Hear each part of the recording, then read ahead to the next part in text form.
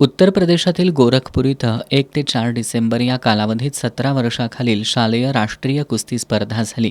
यामध्ये 92 किलो गटात महाराष्ट्राचं प्रतिनिधित्व करताना कागल तालुक्यातील बानगे इथल्या राजवर्धन पाटील यानं चमकदार कामगिरी केली.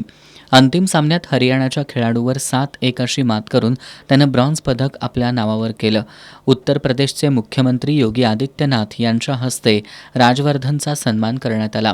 या उल्लेखनीय यशानंतर बानगे गावात फटाक्यांची आतषबाजी करत आणि जल्लोषात राजवर्धनचं स्वागत करण्यात आलं. राजवर्धन सध्या बानगे इथल्या जयभवानी तालमीत सराव करतोय. तो बिद्रीतील मौनी विद्यापीठात शिक्षण घेत असून त्याला उपमहाराष्ट्र केसरी रवींद्र पाटील यांच्यासह वस्ताद तुकाराम चोपडे, भाऊसाहेब सावंत, NIS प्रशिक्षक आकाश नलवडे, वैभव तेली यांचं मार्गदर्शन लाभलं. तसंच बिद्रीचे अध्यक्ष KP पाटील, प्राचार्य आणि शिक्षकांचं त्याला प्रोत्साहन मिळालं.